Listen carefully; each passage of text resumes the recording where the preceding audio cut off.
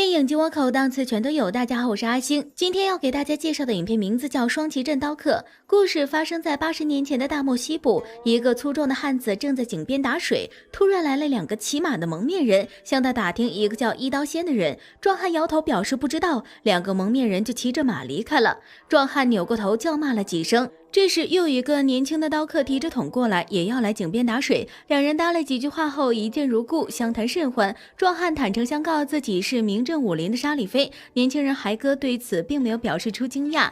原来他只是一个刚从深山里出来闯荡的外地人。不久之前，他的父亲去世了，临终前让他来双旗镇找他的老丈人老姜，迎娶20年前订过娃娃亲的妻子。沙里飞主动提出要给孩哥带路，可分别时沙里飞却索要报酬，要求孩哥给自己1半娶妻的钱。孩哥敬佩他是一个大英雄，便爽快地同意了。沙里飞十分高兴，他告诉孩哥，如果以后遇到麻烦，可以随时来甘草铺找自己帮忙。2人简单寒暄后就此分别。双旗镇并不是一个安宁的地方，这里经常有土匪出入，奸杀掳掠习以为常。之前2个蒙面人所找的一刀仙就是这里的土匪头子，他刀法高强，雄霸一方。村子里面的人只要看到骑马带刀的男人，就会害怕地躲起来。但初出茅庐的孩哥却什么都不懂，他双腿插着一对刀，俨然一副刀客的样子。就在这时，之前的2个蒙面人也来到了双旗镇，他们把刀架在孩哥的脖子上，问他是否见过一刀仙。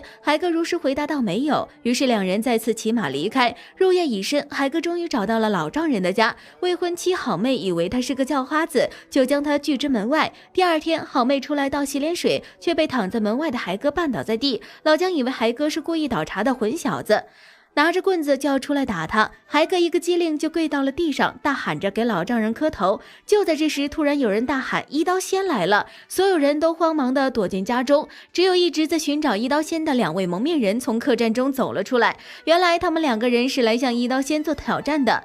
只听见咻嗖2声，2名刀客应声倒地，众人吓得发抖，一片寂静。一刀仙带着自己的土匪帮扬长而去。画面一转，从老姜的口中，孩哥得知了自己的父亲也曾是威震一方的刀客。老姜年轻时还曾经是父亲的手下，后来2家人订了娃娃亲，老姜却因为腿伤而退隐江湖，如今在双旗镇靠一家酒馆营生。在得知孩哥来此是为了迎娶好妹之后，老姜没有直接表明态度，而是让孩哥先在此住下。原来老姜心里其实是看不上孩哥的，毕竟这孩子要武功没武功，要钱也没钱。第2天，孩哥就开始在老姜的店里帮起了忙。双旗镇的小孩见孩哥傻乎乎的，经常拿他打趣，这让好妹觉得十分没有面子，于是更加嫌弃起了孩哥。直到这一日，老姜砍马骨砍不动，孩哥主动提出帮忙，刀起刀落，马骨瞬间飞为2半。老姜和好妹见状都惊呆了，原来这孩子早已继承了他父亲的高超刀法，只是孩哥自己不知道罢了。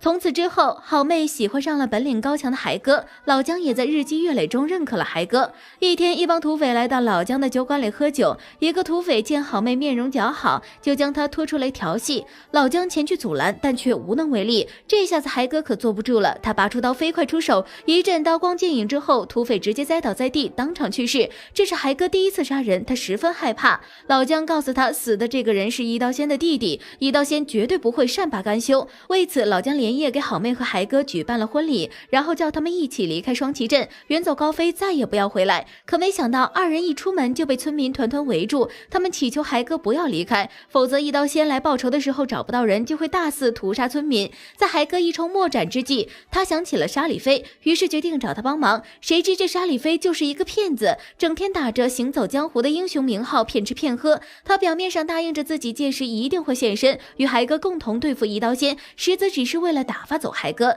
第2天，孩哥按照约定等待着沙里飞出现，结果沙里飞没来，却等来了一刀仙。老姜本想站出来替孩哥顶罪，结果被直接斩杀。好妹见父被杀后悲痛欲绝，提着刀就走向了一刀仙。呼吸心切的孩哥顿时被激起了莫大的勇气，他二话不说拔刀出手，一时之间刀光剑影，风沙满天。待到尘埃落地之后，孩哥的头上流出了鲜血，而一刀仙只问了孩哥一句话：你跟谁学的刀？话罢就气绝身亡。